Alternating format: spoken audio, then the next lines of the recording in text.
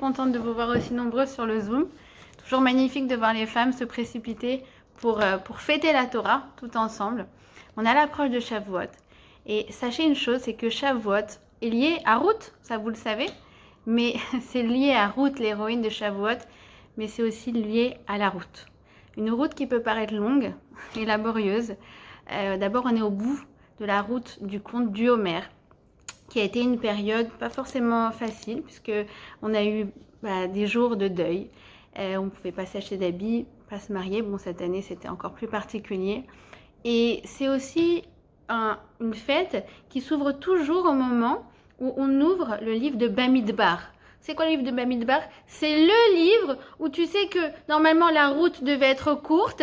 Et qu'est-ce qui va se passer? C'est que finalement la route est beaucoup plus longue que prévu, puisque les Bnei Israël vont devoir rester 40 ans dans le désert. Comme si toutes les calottes en ce moment le vivent. Tu devais te marier en mai. Finalement on te dit non, ce sera en juillet. Non, ce sera en octobre.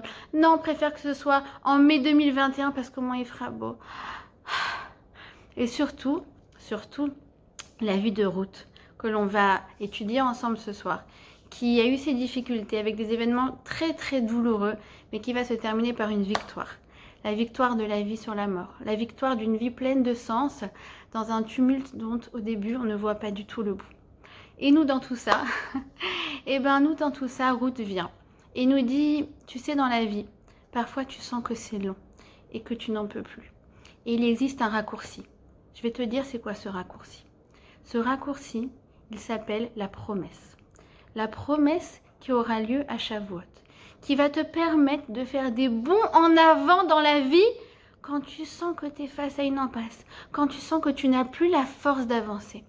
Et Ruth nous dit, je veux que chaque année, tu lises mon histoire, pour te rappeler justement chaque année que quand tout te paraît interminable et impossible, eh bien je veux que tu te rappelles de mon histoire. En fait, on va expliquer ce soir l'enjeu extraordinaire de Shavuot grâce à l'histoire de Ruth. Ruth, vous allez voir, c'est une grande rêveuse. C'est une femme engagée, c'est une femme amoureuse. Et c'est elle qui va nous inspirer et nous donner l'exemple.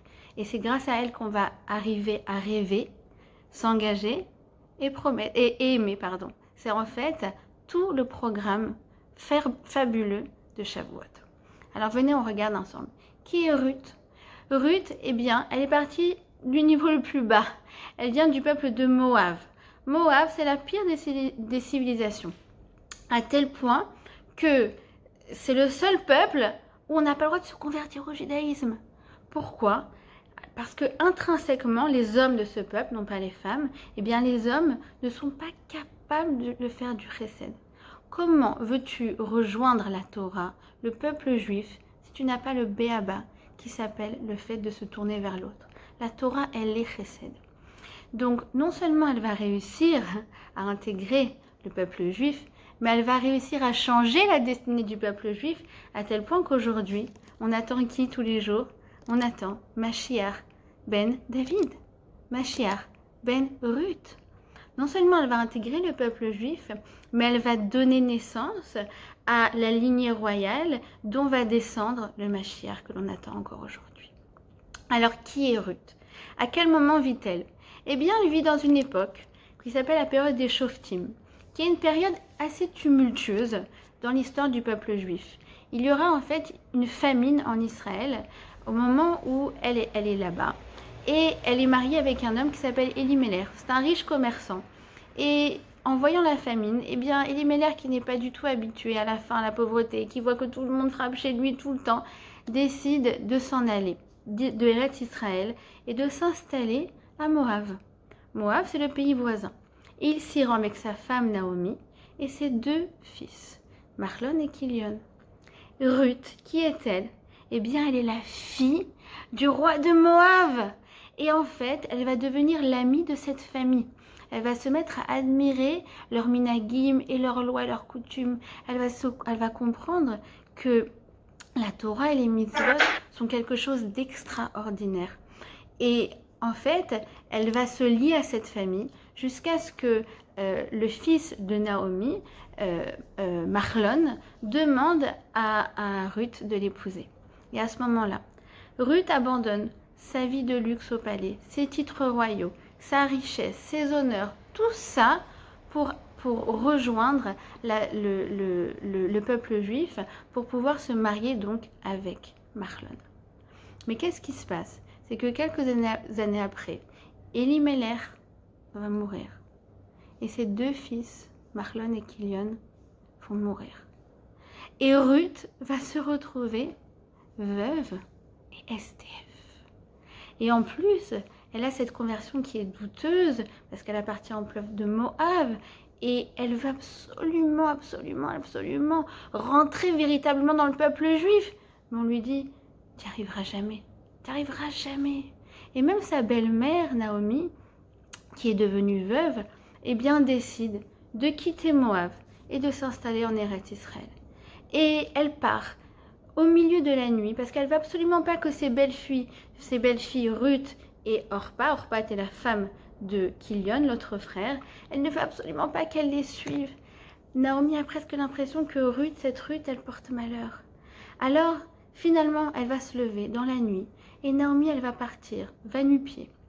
Et Ruth va arriver, Orpa va arriver, et là, Naomi va dire, mes filles, je m'en vais. Je retourne dans mon pays, en Eretz Israël. Je retourne dans ma ville natale, qui s'appelle Bethléem. Et Ruth et Orpa vont dire, mais on veut venir avec toi. Non. Restez là où vous êtes. Retournez dans la maison de vos parents. Vos parents sont le roi et la reine. Qu'est-ce que vous allez venir vous installer dans un pays que vous ne connaissez pas, où là-bas vous allez être personne, vous allez être des va-nu-pieds. Ne me suivez pas. Rentrez toute seule. Et Orpa, la sœur de Ruth, eh bien, qui a l'air triste, va embrasser sa belle-mère et va lui dire au revoir. Mais Ruth, les larmes aux yeux, elle va s'accrocher à Naomi, elle va lui demander de lui permettre d'aller avec elle. Et finalement, elle va lui dire comme ça, la plus belle phrase peut-être du Tanakh. Ne me presse pas de te quitter pour m'éloigner de toi, car où tu iras, j'irai. Où tu demeureras, je demeurerai. Ton peuple sera mon peuple, ton Dieu sera mon Dieu. Où tu mourras, je veux mourir et être enseveli. Que l'Éternel me traite avec la rigueur la plus extrême, si rien d'autre que la mort ne me sépare de toi. Et donc en fait, à ce moment-là, Ruth sait très bien ce qu'elle fait. Elle est en train de s'attacher à la Torah de Naomi. Elle est en train de s'attacher à cette famille. Et même ce qu'elle voit d'extraordinaire, c'est que même lorsque Naomi a des difficultés, eh bien, lorsqu'un juif rencontre une difficulté, il n'abandonne pas Hachem, il n'abandonne pas les mitzvot. Et ça va la renforcer dans sa résolution de suivre sa belle-mère et de rester fidèle au judaïsme qu'elle chérissait déjà tant. Et donc, elle va arriver en Israël. Là-bas, elle ne connaît personne. Elle va s'installer avec sa belle-mère. Quand on lit ça dans le texte, on a l'impression qu'elle va s'installer là-bas pour toute sa vie. Et elle est sur le bord de mourir de faim. À tel point que le Midrash nous dit qu'elle cherche des grains à manger dans le mur de la chambre. Et sa belle-mère, Naomi, va lui dire, ma chérie, va dans le champ d'un certain homme qui s'appelle Boaz. Boaz est de notre famille, c'est quelqu'un de bien. Et je voudrais que là-bas, tu ailles glaner. C'est quoi glaner en fait, si vous voulez, à l'époque, et puis c'est encore vrai de nos jours, lorsque un agriculteur avait un champ, eh bien les pauvres avaient la possibilité de glaner de la nourriture. Il y avait également d'autres parties qui étaient réservées donc aux pauvres. Et bien donc c'est là-bas qu'elle va aller. Là-bas, elle va être repérée par Boaz. Alors j'adore ce passage. Pourquoi? Parce que nous on a l'impression qu'elle va être repérée par Boaz parce qu'elle est très belle, parce qu'elle est très éloquente. Et la Torah vient nous dire le contraire. Tu sais ce que Boaz a vu chez Ruth? Il a vu qu'elle était tsanoua. Mais comment ça, il a vu qu'elle était tsanoua? Comment tu peux repérer quelqu'un parce qu'elle est tsanoua? Parce qu'en fait, on a une mauvaise définition de la tsnout. Nous, on croit que la tsnout, c'est ça. T'as ton masque et t'as ton truc, et on te voit plus. Mais non, la tsnout, c'est de s'habiller comme une reine. C'est d'avoir des habits majestueux. C'est d'avoir une posture qui est majestueuse. Et c'est exactement ce que nous décrit le Midrash. Que lorsqu'elle se baissait, au lieu de se baisser en avant, ce qui n'aurait pas été élégant, eh bien en fait, elle se baissait comme pour faire la révérence. Et c'est comme ça qu'elle glanait. Et là, c'est là que Boaz a repéré Ruth. Les mis à Naharazo. Et au bout de quelques mois, de 3 mois, eh bien, il va y avoir une rencontre entre les deux. Et Boaz va la demander en mariage. Elle va avoir le droit à une roupa magnifique. Et le soir de sa nuit de noces, elle va avoir une conception. Et de cet enfant, eh bien, va naître David Améler et va naître toute la lignée royale jusqu'au Mashiach. Ça veut dire que déjà, Ruth, elle vient nous donner une leçon fondamentale en cette veille de Shavuot. Elle vient nous dire que quoi? Que tu ne pouvais pas partir plus bas que elle. C'est la fille de Saddam Hussein. Et regarde, tu vois que où est-ce qu'elle est arrivée? Tu ne peux pas arriver plus haut. C'est la première leçon de Shavuot. C'est que les filles, il faut rêver.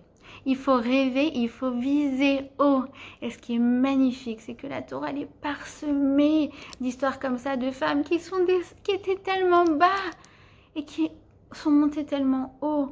Comme par exemple Rachav, ancienne prostituée, qui se convertit au judaïsme et qui épouse qui? Yehoshua. Yehoshua, je ne sais pas comment vous expliquer, c'est juste un cran en dessous de Moshe Rabbeinu. Une ancienne prostituée. Mais quand tu prends la Torah, quand tu l'embrasses, alors là, ça te donne des ailes. C'est ça le raccourci de Shavuot. Ou bien un autre exemple, c'est Bathia. Bathia, la fille de Pharaon. La fille de Hitler, qui devient la mère adoptive de Moshe Rabbeinu, qui devient la mère adoptive de Baba Saleh. Mais est-ce que quand tu prends la Torah, quand tu l'embrasses, comme ces deux convertis, Rachav et Bathia, et également Ruth, eh bien, regarde à quel niveau tu peux aller. Mais avant ça, la Megillah, eh bien, elle démarre un petit peu fort, elle est un petit peu dure.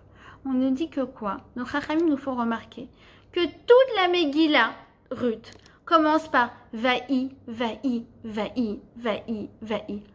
Toute la Megillah commence par Vaï, sauf 8 versets. Et nos sages nous disent non, ne lis pas Vaï, lis Oi. Oi, Oi, Oi. Ça, c'est la vie de Ruth. Et ça, c'est la vie de sa belle-mère Naomi. Et alors, pourquoi ces 8 versets qui, du coup, ont perdu leur aspect tragique, si on peut dire? Parce que nous disent nos Chachamim, ça symbolise que justement, elle va rentrer dans le peuple juif, elle va rentrer dans l'alliance et elle va faire rentrer son fils dans l'alliance. Elle va faire la Brit Mila à 8 jours, d'où le 8. Elle nous dit en quelque sorte, Ruth, continuez de vous moquer de moi, mais moi je me promenais d'y arriver. Je rentrerai dans le peuple juif et j'aurai un enfant juif et je le ferai rentrer dans l'alliance. Personne ne m'en empêchera. Et effectivement, elle va y arriver. Elle voulait juste avoir une Brit Mila, finalement elle va avoir la lignée royale et le Mashiach. C'est pareil, à Shavuot, je dois rêver. Je vais accepter la Torah. Au niveau individuel, il ne s'agit plus de l'acceptation qui a eu lieu il y a 3500 ans au niveau collectif. Là, je suis en bas du Har Sinaï. Je veux accepter cette Torah qui va me transformer, qui va transformer ma nature, qui va transformer mes relations, qui va transformer mon destin. Ça, c'est le premier message de Ruth. C'est le premier raccourci de Ruth. Sois capable de rêver en cette veille de Shavuot. Le deuxième message de Ruth, c'est le suivant. C'est de promettre. C'est de promettre. Et c'est vrai que le jour où on a reçu la Torah, il y a 3500 ans, nous aussi on a promis. Qu'est-ce qu'on a dit? Naaseh venishma. Oui, Hachem, on accepte. On accepte, on fera et on comprendra. Regardez cette question extraordinaire de Rav Yerucham de Mir. Il dit, mais comment ça? Les Bnei Israël, quand ils ont reçu la Torah, ils ont dit Naaseh venishma, ils ont promis, ils ont juré. Mais tu sais quoi? Tu sais que c'est interdit dans la Torah de jurer. Donc c'est pas normal. C'est comme si on avait dit on va tuer, on va voler. C'est comme ça que dit le Rav Yerucham de Mir. Il dit non, non, non, non, non. Parce que ce jour-là, et chaque Sivan de toute l'histoire de l'humanité, ce jour-là seulement, on est obligé de jurer. On est obligé de faire une promesse. Cette promesse, elle est toujours présente chez une Bat Israël ou chez un Ben Israël. Hachem, je te promets que je vais être quelqu'un de bien, je veux être une bonne personne, je veux avancer, je veux prendre sur moi toutes les mitzvot. Je ne sais pas si je vais y arriver, je te promets pas d'y arriver, mais je te promets de vouloir essayer. Alors je t'en prie, donne-moi la force d'y arriver. Notre part à Shavuot, c'est de vouloir. Et la part d'Hachem, c'est de nous faire réussir. Après, pendant tout le reste de l'année. Comme elle dit, la Gemara Bederer, chez Adam, Rotel Alechet, Molichim, Oto. Là où tu veux aller, Hachem, il t'emmène. Et elle dit comme ça aussi, Abba Leitaer, Mesaimim, Oto. Celui qui vient, celle qui vient, qui veut se purifier en ce jour de Shavuot, eh bien, Dieu, il vient et il l'aide. Donc, il nous dit, le Rav Yerucham de Mir, il nous dit, tu sais, c'est pour ça que cette fête, bizarrement, ne dure que 24 heures. Les deux autres fêtes, qui sont les Shalosh Reagalim, elles durent 7 jours. Pessah dure 7 jours. Sukkot dure 7 jours. Pourquoi Shavuot? Ça aurait été sympa pendant une semaine, on s'assied toutes et on étudie la Torah pendant 7 jours. Non. Parce que justement, cette fête a vocation de ne durer que 24 heures. Parce que toute l'essence de cette fête est contenue dans ce moment unique où tu dis « Yes, we can ». Oui, je le veux. Et là, c'est sûr que tu ne jures pas pour rien. C'est pas pour du beurre, c'est pour de vrai. Tu viens révéler le Shavuot, le Matan Torah qui est en toi. Et c'est le travail de Shavuot, c'est de promettre. C'est d'écouter cette petite voix en toi et la laisser s'exprimer le jour de Shavuot. C'est pour ça que, vous savez, il y a beaucoup de gens qui disent « Ah, tu sais, moi, ma fille, je suis religieuse de cœur. » Alors, oui, c'est extraordinaire. Moi, je viens d'une famille tunisienne religieuse de cœur. Mais il faut les actes à tout ça. Il faut les actes à tout ça. Mais quoi? Il y a un jour dans l'année où il n'y a pas de problème. On te demande d'être religieuse de cœur. C'est quand? C'est à Shavuot. On veut que ce jour-là, tu mettes tout ton cœur et après les actes, ils vont suivre. C'est pour ça que c'est écrit comme ça. Au moment du don de la Torah, c'est écrit Kol Gadol Velo Yassaf. La voix a retenti et elle ne s'est jamais arrêtée. La voix d'Akadosh Baruch Hu, le jour du Matan Torah au Har Sinaï, eh bien, elle ne s'est jamais arrêtée. On l'entend encore aujourd'hui. Elle retentit encore aujourd'hui. Et les filles, vous l'entendez cette voix, vous? Moi, personnellement, je vous avoue que je ne l'entends pas. Donc, qu'est-ce que ça veut dire? Pourquoi faire retentir une voix si on ne l'entend pas? Parce que cette voix, elle se trouve à l'intérieur de nous. Et chaque jour, on a la capacité de l'entendre comme au Har Sinaï. C'est ça l'enjeu de Shavuot. C'est un enjeu qui est considérable. Et sachez une chose, c'est que la Torah, elle abonde en exemple de toutes ces fois où il y a des promesses qui ne sont jamais perdues. Jamais perdues. Elle nous donne des exemples qui sont improbables. Par exemple, eh bien, vous savez de qui descend Rabbi Meir? Rabbi Meir, le grand Rabbi Meir dont on a parlé la dernière fois au cours, descend de l'empereur Néron. Qu'est-ce qu'il a eu Néron dans sa vie extraordinaire?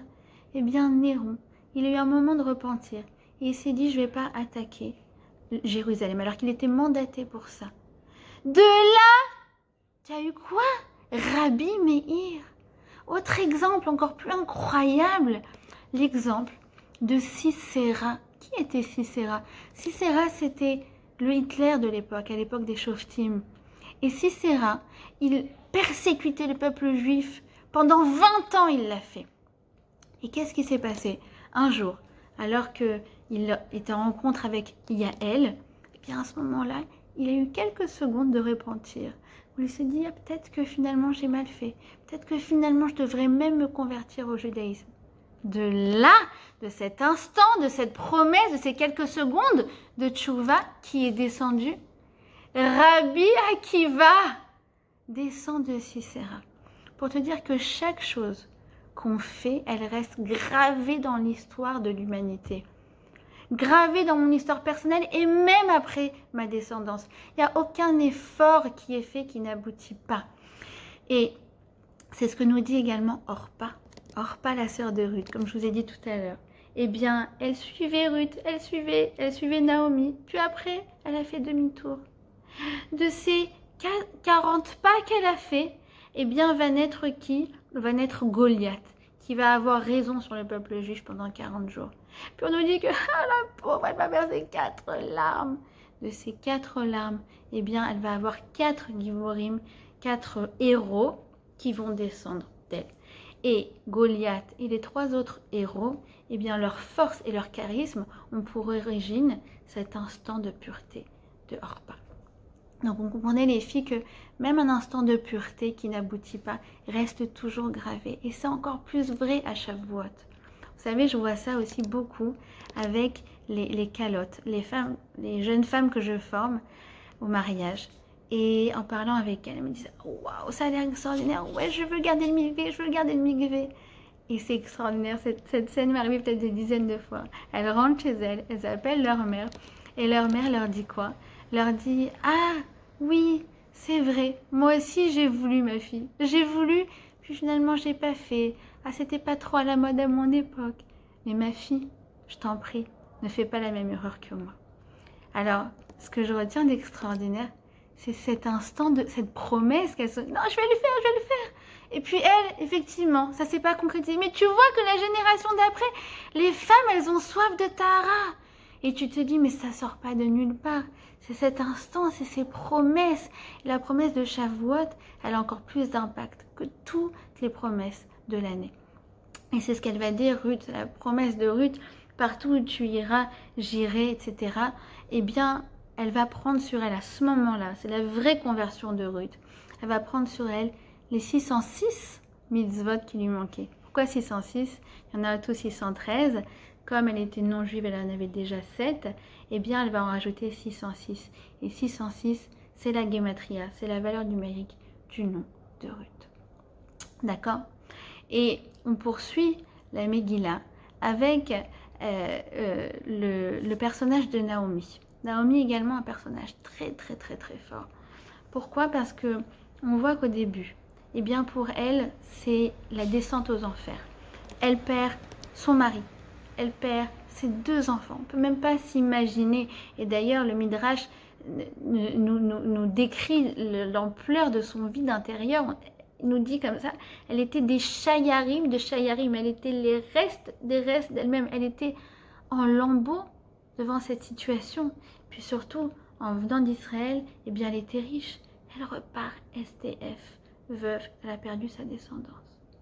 Et juste après, le pasouk, peut-être aussi le plus beau de tout le Tanakh, Vatakom hi.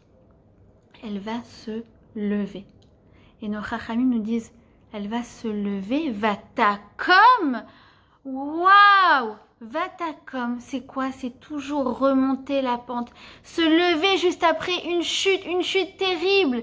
S'il n'avait pas eu ce Vatakom, eh ben, Naomi serait restée une parfaite inconnue. Ruth également, on n'aurait pas eu cette Megillah, on n'aurait pas eu David Ameller. Mais Naomi, elle va avoir la force de se relever devant cette tragédie. Et Vatakom, je ne sais pas si ça vous sonne quelque chose. Vatakom be'od laila. Ah, c'est comme dans Eshet Raïl. Naomi, elle est Vatakom be'od laila. Elle se lève dans la nuit. C'est quoi la nuit? C'est que quand c'est obscur, quand bien même on vit des moments difficiles, quand bien même la route est longue et on ne voit pas le bout, celle qui prend sa foi, sa émouna en Kadosh Baruch Hu, d'avancer jusqu'au crépuscule, jusqu'au bout de la nuit, et bien elle aussi, elle va avoir un raccourci. Et grâce à quoi? Eh bien, elle va se relever justement, Naomi, grâce à la Torah. Parce que la Torah qu'on va recevoir à Shavuot, c'est celle qui nous donne la force de nous relever. C'est celle qui va nous faire permettre de comprendre un tant soit peu le sens de nos épreuves, le sens de ce qui nous arrive, pas complètement bien sûr, parce qu'on ne peut jamais vraiment comprendre, mais c'est ce qui va me donner des éléments de réponse. Et d'ailleurs, le Talmud nous rapporte que lorsque Moshe Rabbeinu a voulu récupérer la Torah au Har Sinaï, les anges se sont opposés à ça. Et Moshe, il a été un très bon négociateur pour nous, heureusement, et il a eu beaucoup d'arguments. Et un des arguments, c'était de dire aux anges, mais vous n'avez pas de genoux. Qu'est-ce que ça veut dire, vous n'avez pas de genoux? Qu'est-ce que ça veut dire? Vous savez, ils n'ont pas de genoux, ils n'ont qu'un seul pied. C'est la raison pour laquelle quand on fait l'amida, on se met comme une position d'un ange. On colle nos pieds et on reste debout. Parce que justement, c'est quoi la notion de genou? C'est que la Torah, elle sert à quelqu'un qui est tombé à genoux. Elle aide quelqu'un qui est tombé et qui va se relever. Vous les anges, vous ne pouvez pas tomber. Nous, on a des épreuves. Nous, on a des choses difficiles qui nous arrivent. Et heureusement que Moshe Rabbeinu a récupéré cette Torah pour ces moments, pour nous permettre de nous relever. Ça, c'est le deuxième raccourci de Ruth. Et le troisième, eh bien, c'est, comme je vous ai dit, Ruth, c'était une grande amoureuse. C'est sa capacité à aimer. Sa capacité à aimer ses proches, tout d'abord. À aimer Naomi. Parce que toute la Megillah de Ruth, tout l'enjeu, c'est le chesed qu'elle va faire, notamment vis-à-vis de Naomi. Parce que Naomi, on a dit, elle a rien, elle est SDF, elle n'a plus rien. Et Ruth, elle va s'accrocher à elle et elle va lui dire, non mais apprends-moi encore, apprends-moi. Et Naomi va vouloir l'envoyer balader. Et non, elle va dire, quoi, après la chance que j'ai eue de découvrir votre Torah et votre famille, de connaître le Shabbat, tu crois que je vais t'abandonner? Allez, je fais la route avec toi, apprends-moi encore des choses. Et ça, c'est peut-être le plus beau chesed. Outre le fait de ne pas la laisser rentrer toute seule, c'est le fait qu'elle lui a dit, j'ai tellement à apprendre de toi. Vous savez, le chesed, c'est pas forcément de donner. Le chesed, c'est de permettre à l'autre de me donner. Et d'ailleurs, un très bon exemple de ça, vous voyez, ce sont mes ongles. Donc c'est une catastrophe. Qui m'a fait ces ongles? C'est ma fille. Elle a toujours pas classe. Elle est venue me voir, elle m'a dit, maman, je m'ennuie. Je dis, d'accord, vas-y, fais ce que tu veux. Et ça fait 24 heures que j'ai cette horreur. Et je me dis, c'est pas grave, ça lui fait tellement plaisir. Dès qu'elle voit quelqu'un, regarde, c'est moi qui fais ça. Ah, maman. On a tellement d'occasions de faire exister, que ce soit nos enfants, que ce soit nos parents, que ce soit nos amis. Allez, donne-moi un bon conseil. Ah, toi, t'as un bon tuyau. Ah, toi, je sais que t'es une pro en recette. Toi, je sais que t'es une pro en ceci, en cela. Ça, c'est le propre de Ruth. En fait, qu'est-ce qui se passe quand tu dis à quelqu'un que tu as besoin de lui?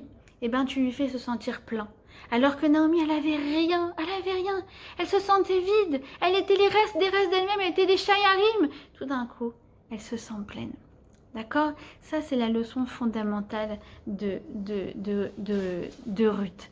Et bien sûr, pour pouvoir aimer les autres, il faut aussi, en premier lieu, s'aimer soi-même. Et ça aussi, c'est la leçon fondamentale de Ruth. Parce que la Megillah est très bizarre. On voit que très souvent, on lui demande « Mais qui es-tu » Mi-at biti. Sa belle-mère qui lui demande ça alors qu'elle rentre chez elle. Comment ça, Mi-at, tu ne sais pas qui je suis? Mi-at, de nouveau, elle lui redemande. Boaz, les Mianarazo. Plein de fois, on demande, mais qui es-tu? Pourquoi la Megillah, elle vient nous rapporter tout ça? Pour nous dire combien de fois, nous aussi, on se regarde dans le miroir, on dit, mais qui je suis? Pourquoi je suis venue au monde? C'est quoi mon rôle? C'est quoi ma mission dans ce monde? Est-ce que je suis quelqu'un de bien? Pourquoi il m'arrive tellement de galères? Peut-être que je ne m'aime plus, peut-être que j'ai fait des fautes, peut-être que... Et très souvent on se dit, non mais tu vois, si j'ai eu ça qui était horrible, c'est parce qu'en fait moi j'ai agi de façon horrible. Il ne faut pas tomber dans ce piège. C'est pour ça que juste après, quand elle se pose toutes ces questions, Boaz vient et lui donne la plus belle déclaration qu'on peut donner à une femme. Il va lui dire quoi? Ki ani yodea, ki eshet raïl at. Tu es une échette Raïl, tu te méprends sur toi. C'est d'ailleurs de là que vient la première expression échette Raïl. C'est à partir de là que Shlomo Améler, qui va être l'arrière-petit-fils de Ruth, va écrire le fameux poème de échette Raïl. Alors, nous aussi, c'est fondamental. Tu sais que le jour de Shavuot, tu vas avoir une promesse immense et que tu ne vas pas la tenir à 100%. Malgré tout, dès que tu ne te sens pas bien, regarde-toi dans le miroir et dis-toi, je suis une échette Raïl, je vais y arriver. D'ailleurs, c'est un grand bonheur en ce moment. On fait une étude sur texte, sur échette Raïl. Et en fait, c'est extraordinaire parce que je vois comment les femmes, elles réagissent verset après verset. Elles disent, ah mais en fait, oui, ça j'y arrive. Ah mais oui, ça c'est un peu moi. Et je leur dis, mais oui, c'est vous, l'échette Raïl, c'est vous. Shlomo Améler, il a décrit la quintessence de la femme juive. Il a décrit ta nature, il a décrit ce que tu as à l'intérieur de toi. Alors, c'est ça, la promesse de Shavuot. C'est ça le raccourci de route, quand tu sens que la route est longue. C'est rêver, c'est s'engager et c'est aimer. Et quand la route est longue et que, eh bien, on sait aimer, vous savez qu'elle se raccourcit. C'est ce qu'on voit avec Yaakov. Yaakov, il a attendu 7 ans pour Rachel. Il nous dit la Torah, pour lui c'était que quelques jours. Pourquoi? parce qu'il était tellement amoureux d'elle, il l'aimait tellement. Quand tu aimes, alors ça te raccourcit le chemin. Donc, on est toutes, Bezrat Hashem, jeudi soir, on va toutes se trouver en bas du Har Sinaï. Et on va dire, je veux recevoir ta Torah. Et on doit se dire qu'on ne peut pas sans cette Torah. On doit se dire que sans cette Torah, c'est impossible que quelque chose de nouveau naisse en nous. Et donc, c'est ça ce qu'on va recevoir à Shavuot. À Shavuot, en fonction de notre promesse, c'est notre capacité à intégrer la Torah pour qu'elle nous transforme pour le bien. Et si on se dit, c'est pas encore le moment pour moi cette mitzvah, mais c'est pas encore ça, etc. C'est pas grave. Chaque année, la Torah, tu la reçois de nouveau. Et donc, même ce que tu n'as pas pu faire l'année dernière, ou ce que tu ne sens pas encore de faire cette année, eh bien, de plus en plus, chaque année, tu vas intégrer encore plus de choses. Et waouh, d'année en année, on va être transformé. Donc, c'est toute la kavana qu'il y a à avoir pendant ces 24 heures. Se demander de quoi je rêve, de quoi j'ai envie. Être capable de s'engager, être capable de promettre, être capable de dire à Hachem oui je le veux et être capable également d'aimer, de promettre d'aimer ce qui se trouve autour de nous avec la condition préalable bien sûr de s'aimer soi-même. Voilà, je vous souhaite, Bezrat Hashem, une bonne fête de Shavuot, une bonne réception de la Torah et j'espère vous voir aussi souvent et aussi nombreuses sur nos rendez-vous de Zoom. Chag Sameach à toutes.